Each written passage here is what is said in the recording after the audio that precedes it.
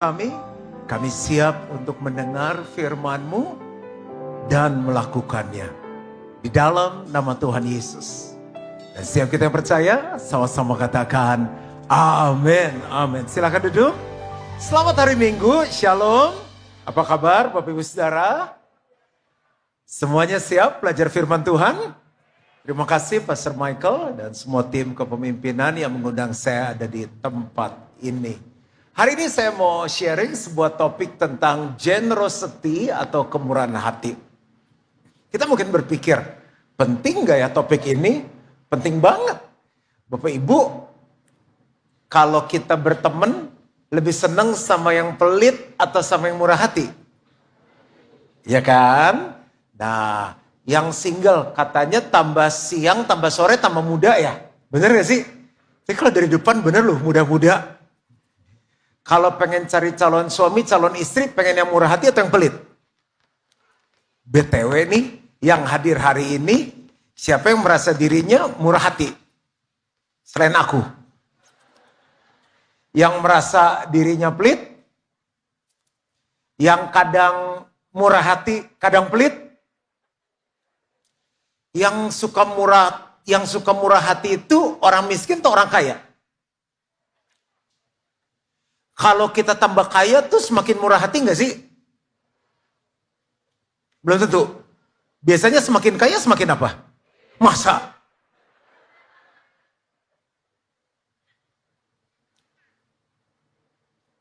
Bagaimana kita tahu kita murah hati atau pelit? Kalau orang pendek kan ketahuan, orang gemuk kan ketahuan, ya kan? Orang tinggi ketahuan. Gimana kita tahu orang itu murah hati atau pelit? Tadi saya tanya, saya murah hati, kita bingung. Gitu kan? Yang pelit kita bingung. Gitu. Tadi pengen nunjuk sebelahnya gak enak. Nah, bagaimana kita tahu kita murah hati atau pelit? Ini kalimat tanya, cuma ngasih tahu aja. Gimana caranya kita tahu kita kalau pengen tahu darah tinggi atau enggak kan cek darah ya enggak, kolesterol, gula. Gimana caranya kita tahu kita murah hati atau pelit?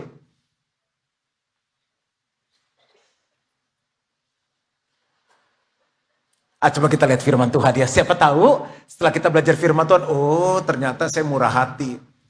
Tapi saya rasa nih ya, belum khotbah nih. Saya lagi berdiri di depan orang-orang yang murah hati. Tapi kadang perasaan bisa salah. Ayo kita ke firman Tuhan. Apa sih generosity itu? Generosity is love in action. Kemurahan hati adalah kasih yang dinyatakan. Kita mau ngomong I love you, ini sampai monyong, sampai bebusa. Orang mah nggak akan tahu kita sayang sampai kasih itu dinyatakan. Murah hati adalah sifat seseorang yang senang memberi atau berbagi dengan orang lain tanpa mengharapkan imbalan atau balasan dengan tujuan untuk membawa kebahagiaan atau memenuhi kebutuhan mereka. Ada orang yang susah lihat orang senang, tapi ada orang yang senang lihat orang susah. Bapak Ibu yang mana? Kalau kita senang lihat orang kok gimana sih? Aku baru mau senang barusan. Kita senang lihat orang senang. Kalau perlu kita berkorban supaya orang lain senang. Itu GSDS banget. Nah, lawan kata dari murah hati adalah pelit. Pelit adalah sifat seseorang yang enggan berbagi atau memberikan sesuatu. Baik itu uang, barang, waktu, atau bantuan meskipun dia sebenarnya mampu untuk melakukannya. Siapa yang pernah doa, Tuhan, aku pengen kaya, berkati aku supaya aku kaya. Berkati aku supaya aku kaya. Siapa yang pernah doa seperti itu?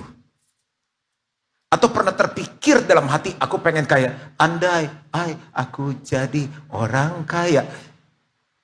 Atau jangan-jangan udah kaya semua nih di sini nih. Oh maaf ya, jangan tersinggung.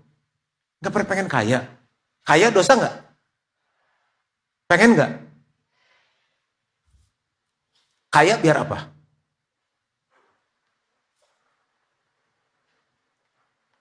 Biar apa Pak?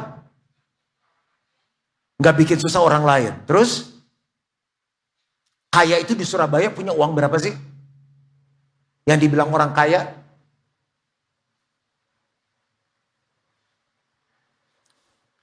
Kita mau makan apa aja bisa. Ya kan? Mau makan siapa aja bisa. Oh nggak boleh ya. Nggak boleh. Mau pergi kemana aja bisa. Mau beli apa aja bisa. Pengen nggak? Tapi kita mau makan berapa banyak sih? Jaga badan. Kita mau pakai berapa banyak sih? Bapak Ibu tadi naik mobil, berapa mobil sekeluarga? Ibu-ibu pakai tas berapa? Pakai cincin berapa? 10 kan buat penyembahan. Haleluya. Noral lagi. Ada batasnya. Kenapa Tuhan berkati kita secara keuangan? Kenapa Tuhan kasih kita tenaga? Kenapa Tuhan kasih kita waktu? Kenapa Tuhan kasih kita bisnis yang bagus? Akhirnya bisa passive income. Tujuannya supaya kita bisa murah hati. Supaya kita bisa memberkati banyak orang. Itu tujuannya. Kalau tujuannya benar, semuanya melimpah dikasih sama Tuhan. Kembali ke firman. Kemurahan hati nggak hanya bicara tentang uang aja, tapi waktu. Makanya banyak keluarga berantakan. Ibu-ibu sama saya, Pak, saya sih nggak perlu suami saya kaya. Kalau perlu ambil aja. Bu, sabar bu, jangan emosi bu. Ibu nggak pengen beli tas lagi, pengen sih Pak. Nah makanya, terkasih miskin ibu repot. Maaf Pak, salah ngomong tarik-tarik dalam nama Yesus gitu. Saking emosi karena suaminya banyak duit, tapi nggak kasih waktu. Jadi murah hati bukan hanya soal ngasih uang, tapi waktu. Termasuk yang khotbah nih. Suruh khotbah 6 kali, besok pulang. Tenaga, ya kan? Dia kasih waktu di rumah terus. Tapi main game terus. Istri mandiin anak sendiri, mandiin anjing sendiri, genteng bocor, istri yang ngerjain. Semua istrinya. Dia nggak murah hati secara tenaga. Pemikiran, anak nggak naik kelas, lu sih di rumah ngapain aja. Kucing hamil, istri yang mikirin. Nggak pernah mikir. Nggak murah hati secara hati, nggak ada empati, nggak punya perasaan, nggak berperi kemanusiaan. Nggak murah hati secara pengampunan, hidupnya penuh dendam. Kalau orang nyakitin kita di Surabaya, batas ngampuni berapa kali? Kalau di Jakarta ya, ibu-ibu marah sama anak tuh sampai 3 loh. Mama hitung sampai 3. Mandi nggak? Bobby, sampai 3 banget. Semua sampai 3. Surabaya sampai berapa sih kalau ngitung? Sama. Karena kalau P70 kan capek, ibunya keburu serangan jantung dulu. Kalau SP perusahaan sampai berapa di sini? 3. Oke, kalau secara pribadi orang nyakitin kita, keluarga, temen, ngampuni bisa batas berapa kali kalau GSJS? Ini kalimat tanya berapa kali? How many times? Berapa? Alkitab ngajarin 70 kali 7. Sanggup nggak? Yang nyuruh siapa? Anaknya Pastor Michael, Tiffany baru ulang tahun umur 1 tahun. Kalau mobil papanya mogok, dia bilang, Tiffany, dorong mobil papa. Yang sakit jiwa, Tiffany atau papanya? Yang bisa Tiffany lakukan lagi, Tiffany, kiss papa, itu bisa. Tuhan suruh kita ngampuni 70 kali 7 kali, berarti kita bisa atau tidak? Bisa. Itu dalam 1 hari, 2 menit sekali, orangnya sama, kasusnya sama, kita bisa. Kita secara uang nggak bisa lihat orang ini, buat kamu nih, murah hati, tapi nggak bisa ngampuni, nggak generous. Jadi kemurahan hati itu dalam segala hal. Amin lah, bagus sekali ini khotbahnya. Jam-jam tidur siang begini kita harus semangat. Oke. Model kita siapa sih yang murah hati? Depan aku pelit, kiri aku pelit, belakang aku pelit. Yesus.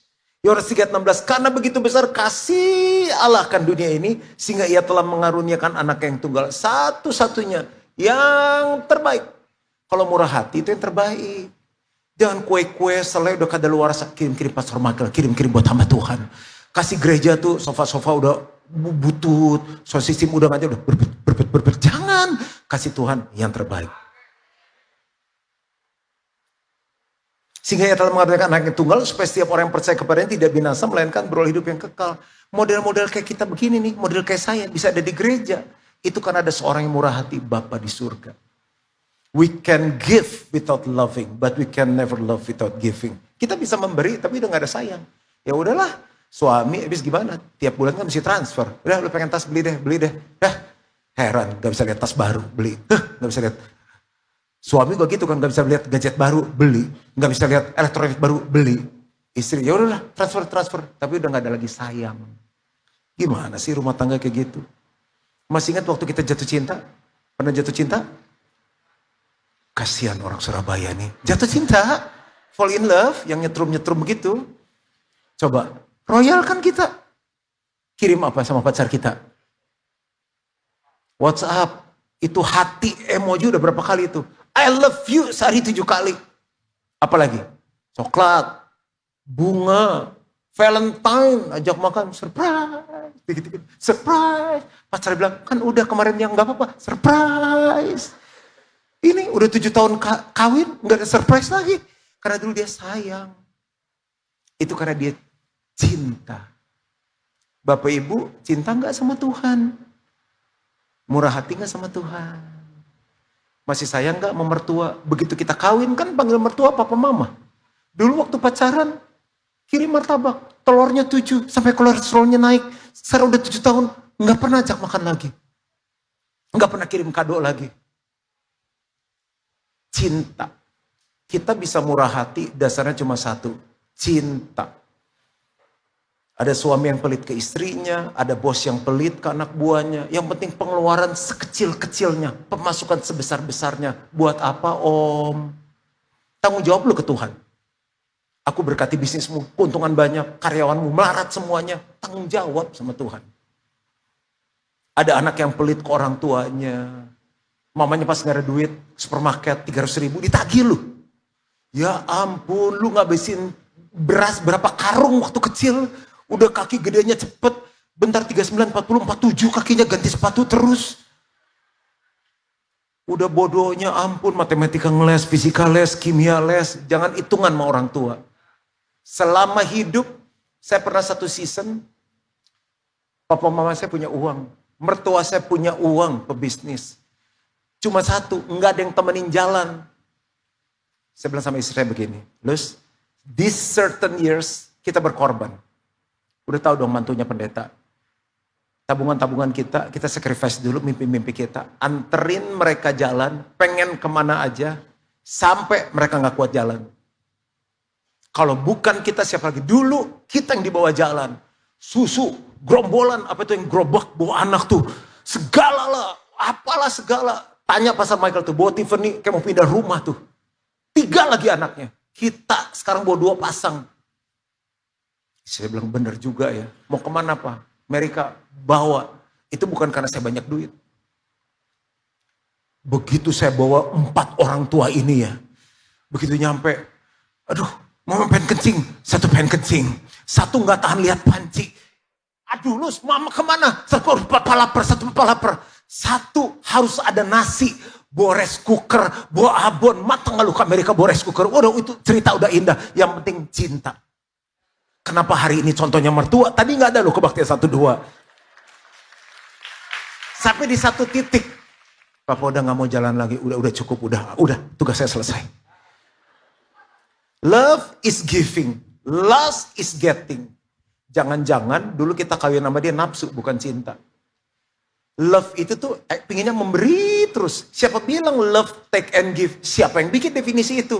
Karena begitu besar kasih akan dunia ini, sehingga ia memberikan anak yang tunggal. Asal kamu pelayanannya nanti, nggak ada. Dia cuma love is giving. Jadi murah hati, nggak ada U di balik B. Kalau dia baik sama saya Pak, saya bisa lebih baik sama dia. Tapi kalau dia jahat sama saya Pak, itu mah orang dunia. Dah, masuk ke khotbah. Pendahuluan cukup ya. Mengapa Tuhan mau kita murah hati? Kenapa harus belajar generosity sih? Yang pertama, karena kemurahan hati membawa kita lebih dekat sama Tuhan. Tuhan tuh generous. Bapak Ibu, teman-teman setanah air, kita lebih senang main sama teman yang pelit atau murah hati? Nih ya, kalau main sama teman pelit ya, tiap kali makan, giliran minta bon, gue kencing dulu ya. Ya udah gak apa-apa, daripada kencing batu, ntar kencing-kencing. Terus besok makan lagi rame-rame. Gue jemput anak sekolah dulu. Ih, anak lu diculik lagi. Tiap kali panggil Bon, ada aja alasannya. Kesel kan? Kan gitu teman. Kita kerja di perusahaan pengen bos pelit atau murah hati. Nikah pengen dapat pasangan pelit atau murah hati. Nah iya, Tuhan tuh murah hati. Pengen deket sama Tuhan nggak? Nggak, bukan cepet-cepet mati maksudnya. Maksudnya dalam sehari-hari udah melotot pengen deket sama Tuhan kan? Kenapa pengen deket sama Tuhan? Dia sumber dari segala sumber. Ada damai. Karakter kita berubah dong. Saya main sama Pastor Michael, datang 2 tahun lalu 92,8 kilo. Sekarang 78 kilo antar kita aja karena udah dekat. Bayangin, orang mah oleh-oleh ya, tamu datang dari Jakarta kue, dikasih timbangan buat nimbang nasi, nimbang makanan. Pastor tolong turunin berat badan. Nular hidup sehat. Apalagi dekat sama Tuhan Yesus. Perjanjiannya diberitahukan kepada kita. Arahan hidup dikasih tahu sama dia. Nah waktu kita murah hati, kita dekat sama Tuhan. Ayatnya ada. Matius 6 ayat 21, karena di mana hartamu berada, di situ juga hatimu berada. Kita naruh uang di bank. Bank itu goncang. Katanya moras. Hati kita ikut goncang.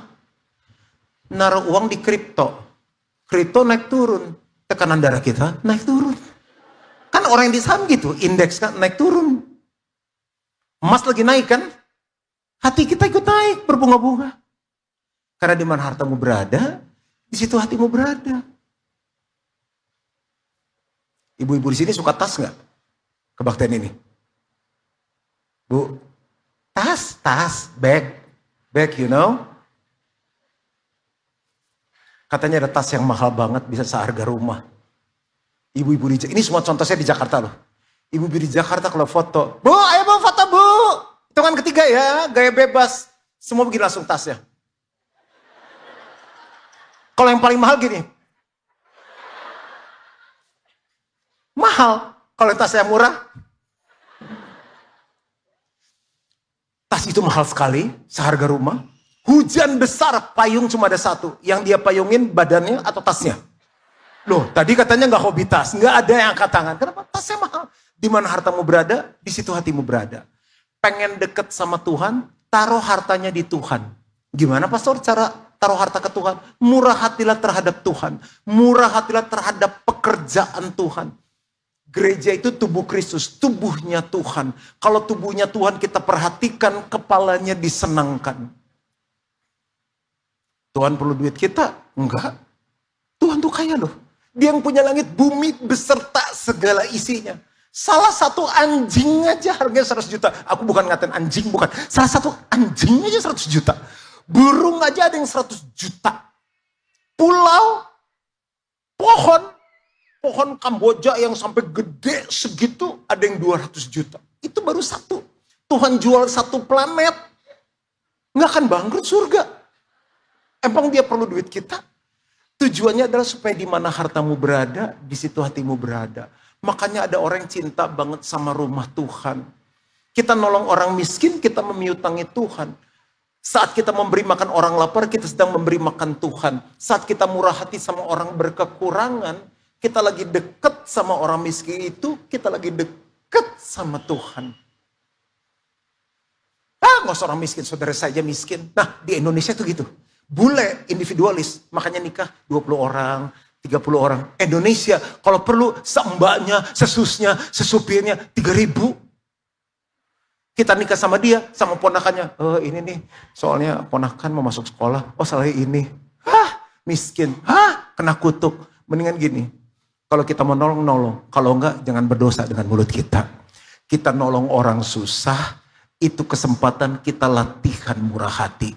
Murah hati itu buah roh. Murah hati gak bisa pastor, tumpangin tangan dong, biar murah hati. Dalam nama Yesus, murah hati. Tada, itu sulap. Murah hati adalah proses. Tuhan izinkan latihan-latihan itu orang susah. Gereja punya kebutuhan. Udah gak ada amin baru poin pertama. Katanya pengen dekat sama Tuhan. Di Alkitab ada cerita orang muda yang kaya. Dia bilang sama Yesus gini, "Guru, bagaimana caranya ya biar punya hidup yang kekal?" "Oh, kamu pengen punya hidup yang kekal?" "Iya." "Udah turutin aja semua perintah Allah." "Yang mana itu?" Kata Yesus, "Jangan membunuh, jangan mencuri, jangan berzina, hormati ayah ibumu." Orang muda yang kaya itu bilang, "Udah kalau itu semua saya udah turutin." "Oh," kata Yesus, "gini deh, kamu pulang, jual semua hartamu, kasih ke orang miskin, lalu ikutilah aku." Karena Yesus tahu harta itu yang menjadi penghalang untuk dia ikut Tuhan dan beroleh hidup yang kekal. Karena di mana hartamu berada, di situ hatimu berada. Alkitab mencatat, lalu orang muda itu pergi meninggalkan Yesus dengan hati yang sedih. Pertanyaan saya gini, jadi ikut Yesus gak? Jadi jual harta gak? Jadi selamat gak? Enggak. Kenapa? Karena hartanya, hatinya ada di hartanya. Dia pilih hartanya lebih dari dia pilih Yesus. Yesus gak perlu hartanya. Dia lagi ngajarin untuk orang itu murah hati.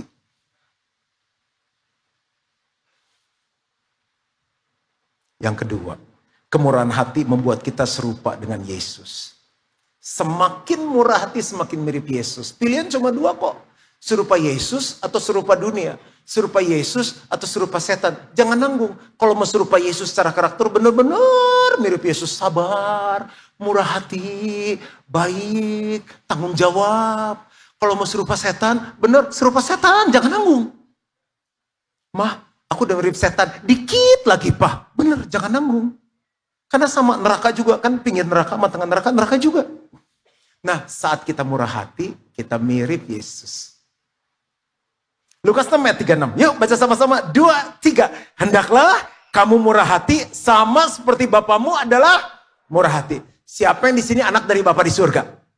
Kita semua. Bapak kita murah hati, harusnya kita murah hati. Bapak ibu kan punya anak, pengen anak kita pelit atau murah hati? Murah hati. Kalau kakak pelit sama adik, teman-temannya datang, nangis berantem. Kakak gak boleh pelit tuh. Anak mama gak ada yang pelit ya. Bagi mainannya, bagi kuenya, bagi sama adik. Itu kamu juga kan habis. Masa satu loyang lapis legit mau habisin? Bagi sama adik. Marah papa mama. Anak papa mama tidak ada yang pelit. Hari ini surga bergembira karena lihat anak-anaknya semua murah hati di tempat ini. Harus mirip. Ada seorang anak miskin, gelandangan, gak punya jalan, di sebuah daerah shopping, musim dingin, gak punya sepatu. Ada seorang bapak-bapak lewat, itu anak lagi di depan etalase toko, lagi ngeliatin begini, etalase itu jual sepatu.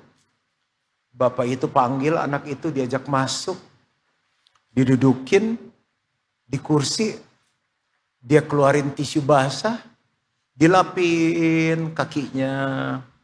Dia minta yang punya toko untuk ukur kaki anak itu, dimasukin kaos kaki, dipasangin sepatu. Sembari dilakukan itu, anak itu nangis. Tahu dong kalau berhari-hari nggak pakai sepatu, jalan di umum, dakinya setebal apa? What is daki in English? Apa? Golok. Bolot. Oh, bolot. Okay. You know how thick is the bolot? Terus dia bilang ini, "Thank you sir, you're welcome." Terus dia liatin bapak itu, "Can I ask you a question?" "Boleh nanya nggak om?" "Boleh." "Are you God?" "Om Tuhan ya." Lihat, cuma orang murah hati aja, orang lihat Yesus dalam hidup kita. Bayangin ya, 30 menit ke depan nih, mulai dari mall ini Surabaya heboh. Karena ada 1.800 Yesus keluar dari tempat ini. Semakin kita murah hati, semakin kita mirip Yesus. Latihannya gimana sih? Mulai hal-hal yang kecil, nggak usah yang ekstrim. Orang angkat beban aja mulai dari kecil kok.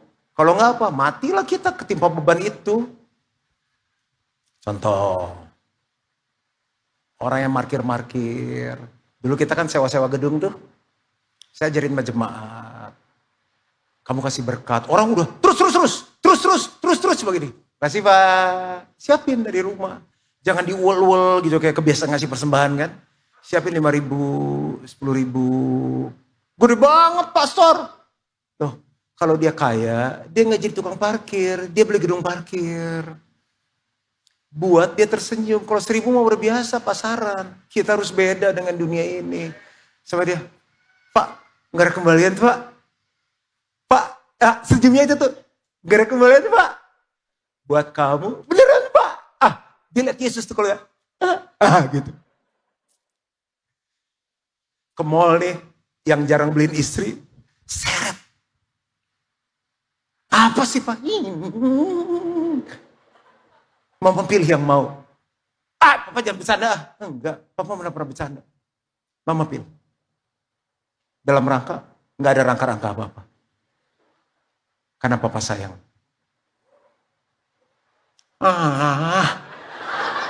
Yang bener Pak. Dia lagi lihat Yesus. Dia nggak manifestasi, dia lagi lihat Yesus. Itu aja. Istri punya uang beli sendiri sama dibeliin suami itu beda. Saya tuh paling sering ngasih surprise sama istri saya. Kenapa? Dari saya susah dia ikut saya.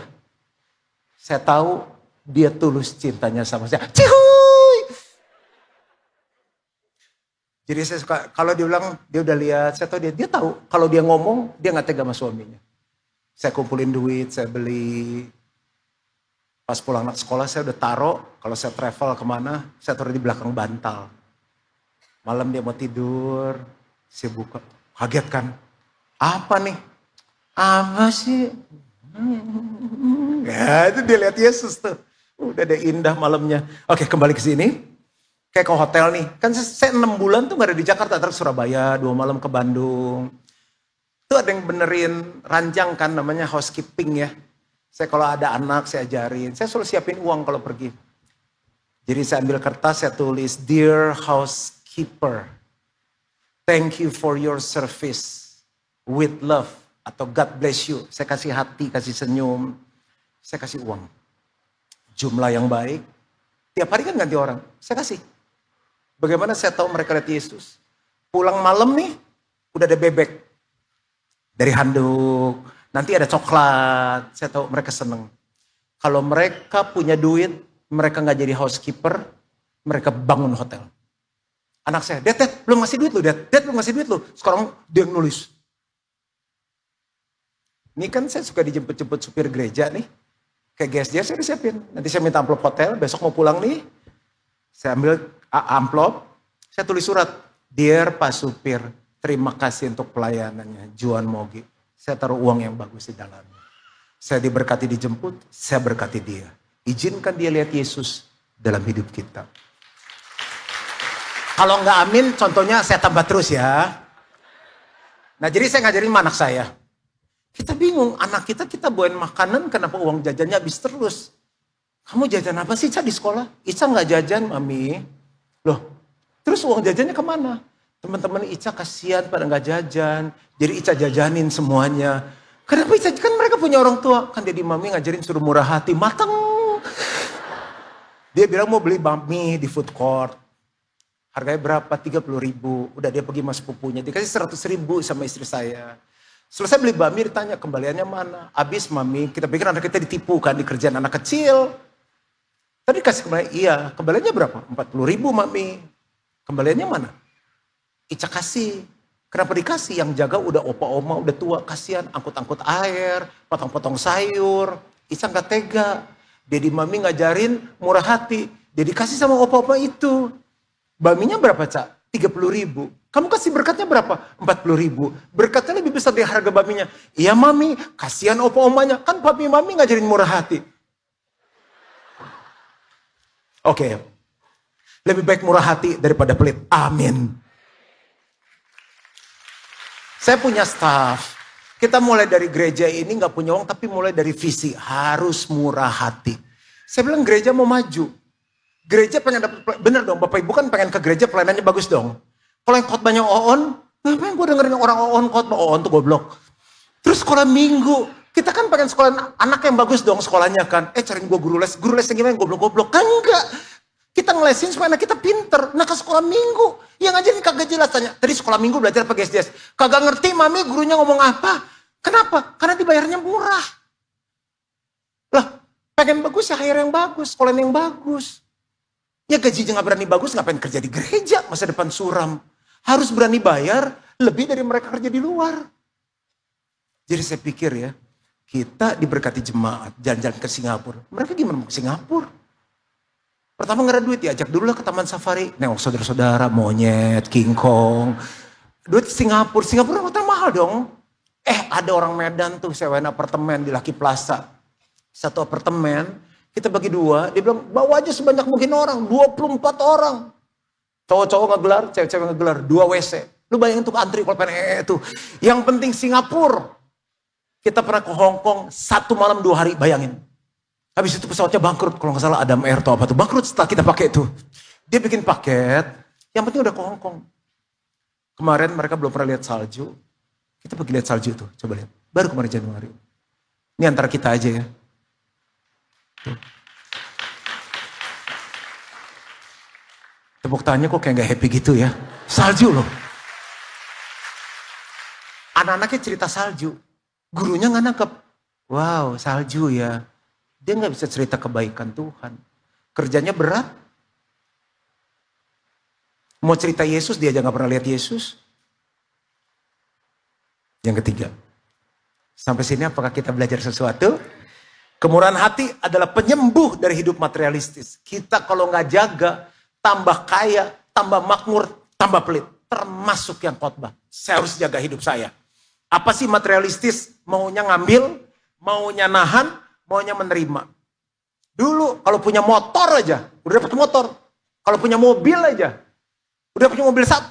Aduh, kalau punya mobil 2. Dulu udah punya mobil, pintunya nutup. Sekarang pengennya pintunya kebuka.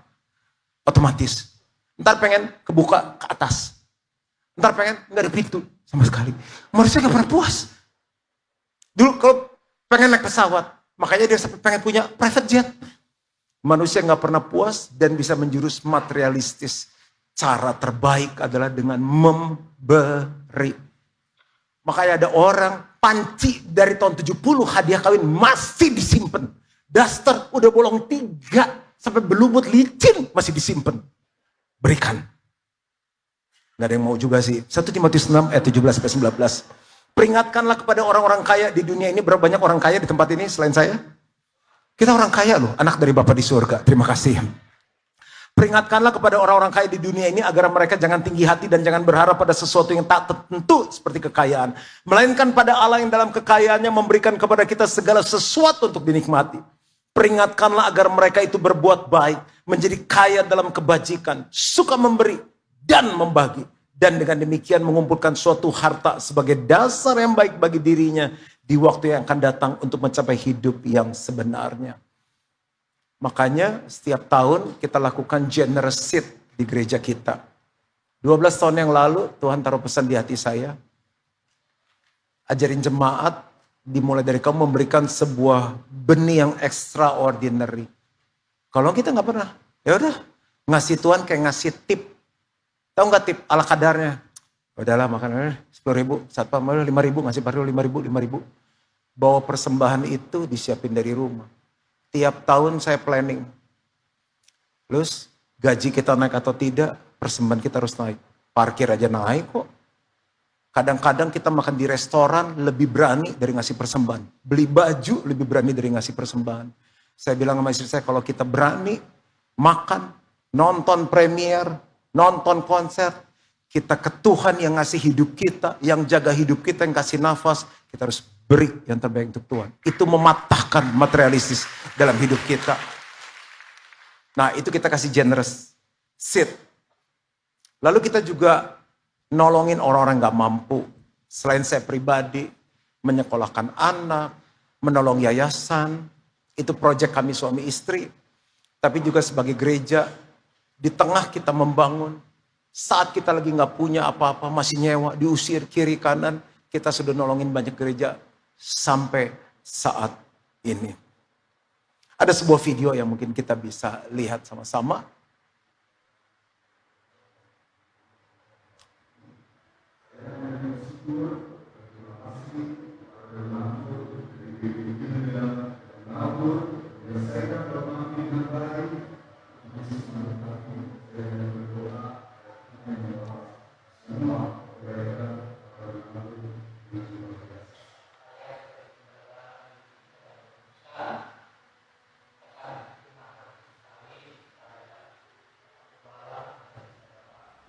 Kini senjata merindukan gereja di Kini Kamunusa ini mengalami pertumbuhan baik secara rohani dan jiwa. Terima kasih Pak. Shalom, saya Pendeta Ketut Suarjana. Saya ucapkan terima kasih untuk Bapak Pendeta Juan Mogi sebagai gembala. Ya, kiranya Tuhan pakai Pak Pendeta Juan Mogi dan seluruh jemaat untuk terus jadi berkat. Tuhan memberkati. Amin. Ya. Bahkan sampai di pedalaman-pedalaman yang mesti naik kendaraan 8 jam, naik perahu lagi 8 jam, kita bantu karena kasihan sekali. Kita diberkati untuk jadi berkat. Yang keempat, kemurahan hati membangun iman kita. Iman itu percaya. Lawan dari percaya adalah ketidakpercayaan atau kekhawatiran. Orang Surabaya suka khawatir enggak? Yang udah kaya khawatir. Duh, kalau nanti ada kompetitor gimana ya? Aduh, kalau inflasi gimana? Kalau orang jahat gimana? Yang lagi bisnis, aduh, sekarang retail turun nih. Aduh, dengan teknologi baru gimana ya? Sering ada ketakutan. Tapi kalau kita latihan generous, latihan memberi, itu iman kita tambah kuat. Semua yang dilatih tambah kuat. Otot dilatih tambah kuat. Kemarin di Youth saya cerita, Pastor Michael ini menginspirasi lewat fitnessnya. Ini dia pakai jas. Kalau dia pakai kaos ketat, pingsan. Six pack, otot semua. Kalau aku dibuka, family pack. Jadi saya tuh harus dilatih untuk saya bisa khotbah seharian itu harus kuat nih. Cuma takutnya ketat. Bisa nggak ya celananya? Masih bisa ya? Jadi ini udah makanan sehari-hari nih. 80 kali, 100 kali, pakai beban. Nah ini membuat kuat. Jadi kalau sepeda 100 kilo fondo nggak ada masalah. Demikian juga generosity, otot kemurahan hati harus dilatih. Maliaki 3 ayat 10, bawalah seluruh persembahan persepuluhan itu ke dalam rumah perbendaharaan. Ke gereja lokal di mana Bapak Ibu tertanam supaya ada persediaan makanan di rumahku. Dan ujilah aku firman Tuhan semesta alam. Tuhan suruh nguji. Apakah aku tidak membukakan bagimu tingkap-tingkap langit? Bayangin, buka jendela mobil aja masuk angin, minum tolak angin. Dan mencurahkan berkat kepadamu sampai baca sama-sama 2-3 berkelimpahan. Saya 38 tahun lahir baru, gak pernah 1 bulan pun saya absen untuk membawa perpuluhan kepada Tuhan. Dan saya mulai hidup saya dari nol, saat Tuhan izinkan krisis terjadi dalam hidup kami. Semua yang kita punya itu dipinjam untuk bawa papa saya cari Tuhan. Sebut deh hairstylist terkenal yang ada di Jakarta yang gak kenal keluarga kita siapa. Kita gak ke salon hairstylistnya datang. Kita gak ke butik New Arrival dibawa ke kita. Tuhan bilang, oh itu hebat ya, pinjem bentar. Tapi di titik itu kita cari Tuhan. Dan dari nol itu, bahkan minus, kita ketemu satu, yaitu Tuhan. Dan Tuhan bilang, ujilah aku. Bayangin, mau tinggal aja gak tahu tinggal di mana. Tinggal di lantai pakai tikar. Mau makan aja gak tahu mau makan apa. Saya harus kerja untuk saya sekolah. Itu berdiri di depan sekolah, tata usaha. Kan zaman dulu tuh tanggal 10 kalau gak bayar uang sekolah dipanggil. Nama-nama ini yang belum melunasi uang sekolah. Saya salah satunya. Berdiri depan kantor guru. Nunggak ya. Tapi saya ngalami Tuhan gak pernah ingkar janji. Kurus kering gak nih? Yang ada susah kurus. Saya ngalami Tuhan tidak pernah mengingkari janjinya. Kayaknya bisa 2 kali lebih semangat deh. Dan sorakan haleluya. Yang kelima, kemurahan hati membawa berkat Tuhan dalam hidup kita. Matius 5 ayat 7, berbahagialah orang yang murah hatinya, karena mereka akan beroleh kemurahan. Saya kalau cerita kemurahan Tuhan, kita nggak pulang. lain kesempatan. Kejadian 26 ayat 12 sampai 13. Maka menaburlah Ishak di tanah itu dan dalam tahun itu juga ia mendapat hasil 100 kali lipat sebab ia diberkati Tuhan. Dan orang itu menjadi kaya, bahkan kian lama kian kaya sehingga ia menjadi sangat kaya. Kita cuma bisa nyewa gereja, diusir dari satu tempat ke tempat yang lain, ke tempat yang lain, ke tempat yang lain, dinaikin sewanya. Waktu Tuhan kasih arahan untuk bangun sebuah tempat, itu kalau dihitung sekarang ratusan miliar, secara akal nggak bisa. Anak-anak muda, cuma berapa orang, duit dari mana? Yang tua-tua bilang, kalian soal-soal mau bangun pakai apa? Tuhan bilang jawab, 2 ikan dan 5 roti. Di tangan Tuhan, Tuhan lipat gandakan. Ini jadi gedungnya yang sekarang kita pakai. Tiap minggu sekitar 10.000, 11.000 jemaat. Dulu beli 2,5 juta semeter kali 4.000, 10 miliar. Zaman dulu nggak ada ruko, nggak ada pik, nggak ada apa-apa. Dulu surga makanan boro-boro. Teman-teman saya bilang tempat jin buang anak. Sedih. Angkutan umum nggak ada, taksi nggak ada. Mau makan, suara jangkrik. 10 miliar aja mau nangis Bombay bayarnya. Baru pembayaran kedua benarnya bilang, pastor mau bayar pakai apa? Saya bingung mau bayar pakai apa ya? Yang penting Tuhan suruh taat aja. Saya bilang tutup pintu, doa sama-sama, gandengan tangan, itu doang modalnya. Jadi sampai selesai, nggak ngutang kemana-mana, dan Tuhan kirim jiwa-jiwa. Siapa yang mau datang ke tempat jauh gini, belum ada jor, belum ada tol, belum ada apa-apa. Itu bukti Tuhan memberkati generosity yang kita bangun puluhan tahun. Udah gitu penuh, Tuhan bilang ini sekarang mulai Gilgal Center 2. Kita tuh kalau baru selesai, rasanya udah, Tuhan, udahlah terserah kalau mau datang, kagak muat pangku-pangkuan lah. Katanya doanya kirimkan jiwa-jiwa, doyan besar, selamatkan Indonesia. Kalau nyanyi jagoan. Sekarang kalau aku kirim mau taruh di mana? Di pohon.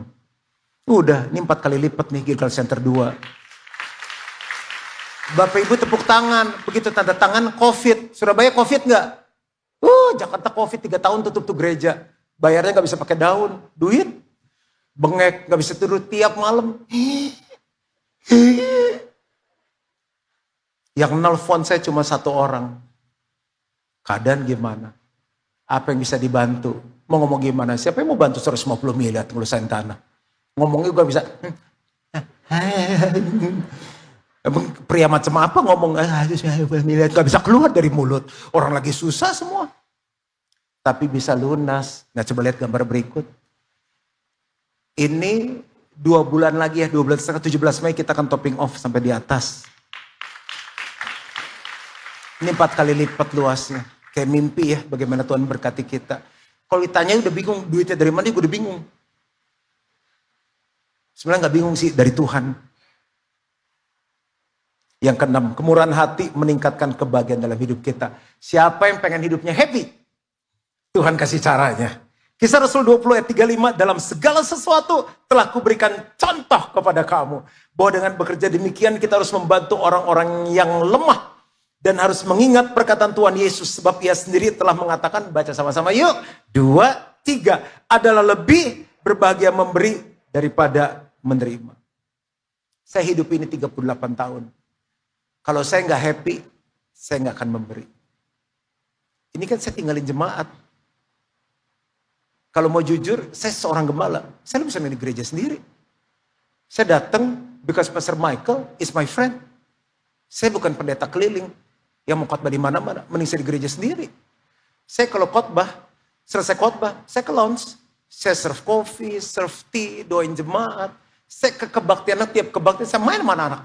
Lu kalau saya kasih foto-foto saya lucu-lucu, pelukin anak-anak main. Saya turun tuh, pastor, saya main sama dia. Turun ke bawah, senior-senior saya pelukin. That's my family. Saya datang ke sini karena Pastor Michael is my friend. Karena GSJS sudah jadi keluarga saya. Kalau saya nggak mau datang. Tapi lihat muka saya susah dari tadi. Happy. 6 kali ya Pastor ya. Pastor Andrew telepon. Yud juga ya. Siap. Saya ada acara, saya tinggalin kemarin. Wan, take over. Saya mau ke airport. Coba ada pesawat jam 2. Kok happy? Karena saya memberi. Cobain deh. Tambah memberi, tambah happy, ketagihan, addicted. Yang berikutnya, ketujuh, terakhir.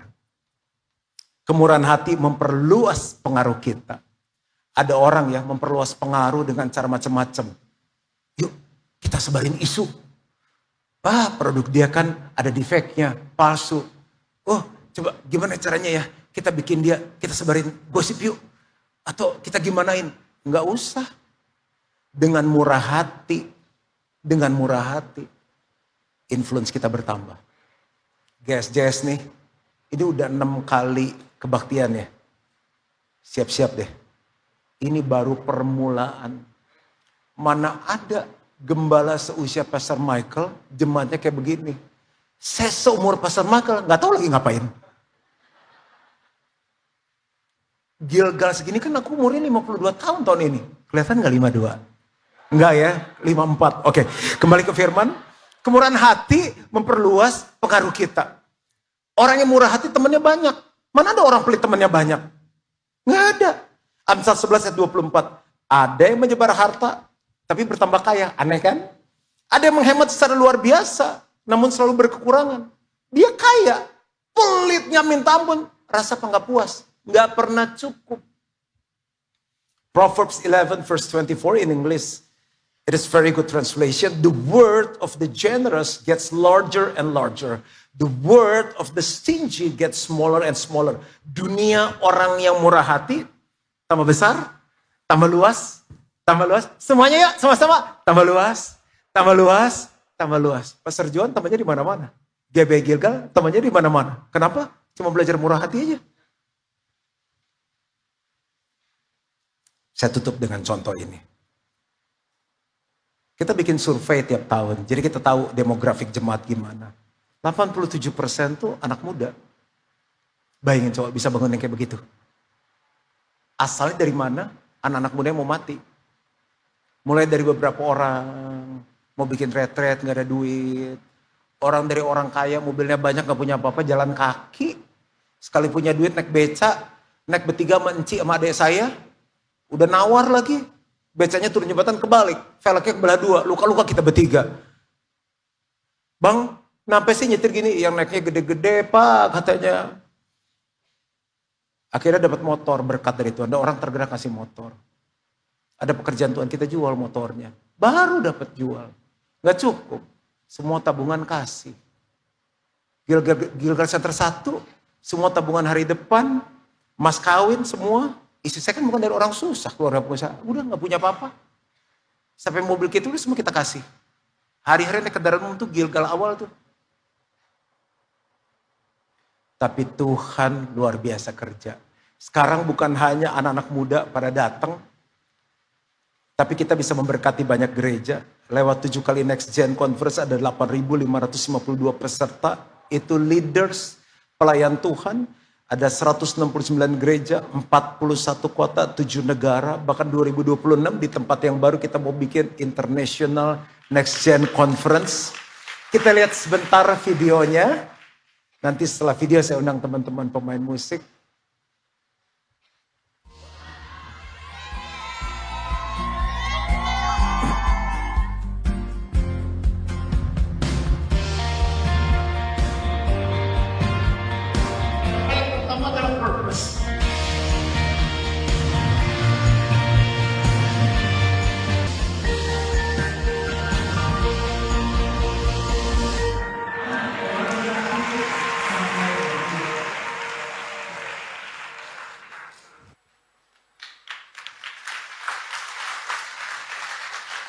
Kita bisa kaya, tapi gak ada pengaruh. Hebat aja sendiri. Kita bisa terkenal, tapi gak ada pengaruh. Gereja aja besar, tapi gak ada pengaruh. Ngapain besar sendiri? Tuhan berkati kita dengan sebuah tujuan. Hidup kita jadi pengaruh. Cerita terakhir, benar-benar terakhir. Gimana caranya aku bisa kenal Pastor Michael? Beberapa tahun yang lalu, ada undangan beberapa kali dari GSJS. Listia bilang, mau diterima enggak? Saya bilang, enggak deh, saya enggak kenal. Sampai akhirnya ada seorang DM di tengah COVID, dari seorang namanya Michael Gunawan. Bisa ketemu enggak pastor? Lagi COVID kan? Oke kalau mau, colok hidung. Di rumah sakit yang saya mau. Mau lu dia, Apa itu yang diudek-udek itu? PCR, swab. Makanlah kita. Saya bilang ceritain dong tentang GSJS. Dia cerita GSJS. Oh ya, saya bilang ceritanya. Jadi dia bilang, dia diminta untuk ngerintis. Dari awal, dia jual apa yang dia punya. Beli sound, segala macam, sewa. Begitu udah jadi, tutup karena COVID. Dia bingung. Biaya harus jalan, jadilah dia lakukan online. Nyanyi sendiri, khotbah sendiri. Disitulah Tuhan kirim jiwa-jiwa. Oh gitu, saya tanya apa yang saya bisa bantu, dia cerita. Dia open apa aja. Rendah hati, mau belajar. Saya baru ngerti, karena kemurahan hati yang dia taburkan bersama dengan istri. GSJS ada seperti sekarang ini. Pengaruhnya bukan hanya ada di Surabaya. Sampai Jakarta kita dengar. Indonesia dengar tentang GSJS. Secara onsite, secara online, Indonesia diberkati. Itu cuma satu Michael Gunawan. Cuma satu Juan Mogi, bayangin kalau 1.800 orang GSJS bangkit. Dahsyat, ngeri. Itu Bapa di surga, murah hati kasih Yesus. Ada kita. Yusuf tuh murah hati loh. Udah mau tunangan sama Maria, perawan kan? Tiba-tiba Maria hamil. Mar, lu hamil sama siapa? Roh Kudus. Anak mana? Anak tunjungan? Anak tidar? Anak galaksi? Nggak tahu. Orangnya gimana lakinya? Hah? Yang mana orang? Nggak tahu. Hamil sama pria dia nggak tahu. Lu mabok ya waktu hamil. Tapi dia rela menikahi orang yang udah nggak perawan. Itu generosity lu. Maria hamil, nggak jelas suaminya. Resiko dirajam mati, dia rela menyerahkan hidupnya. Lahir Yesus. Yesus rela disalib supaya ada kita. Itu semua generosity. Dunia ini bisa selamat kalau nilai generosity itu tetap ada. Saya berdoa biar setiap kita jadi orang-orang yang murah hati. Sama seperti Bapa di surga murah hati. Tuhan memberkati. Mari bangkit berdiri sama-sama, tepuk tangan sekali lagi. Yang paling meriah untuk Raja di atas segala raja. Come on, church! A generous person. Apakah kita murah hati? Murah hati gak hanya bicara uang. Waktu, tenaga, pemikiran, pengampunan. Dunia orang yang murah hati tambah besar, tambah besar. Seringkali kita pusing, gimana ya gedein bisnis? Gimana gedein karir? Gimana gedein ini? Simple. Kemurahan hati dalam hal pelayanan dan lain-lain membuat duniamu besar. Membuat engkau tambah bahagia. Membuat engkau lebih dekat sama Tuhan. Membuat engkau lebih serupa dengan Yesus. Siapa yang hari ini dengar firman Tuhan dan bilang, aku memutuskan untuk murah hati. Detik kita memutuskan murah hati, kita menjadi orang yang pelit dan dunia kita semakin kecil. Kalau itu engkau orangnya, taruh tanganmu di dadamu dan saya mau berdoa. Meteraikan keputusan ini dengan darahmu. Aku berdoa biar kemurahan hati ini turun ke anak cucu mereka. Kemurahan hati ini menyebar di sekolah, di kampus, di kantor, di bisnis yang mereka pimpin. Sampai Surabaya ditularkan lewat GSJS. I speak blessing upon this church.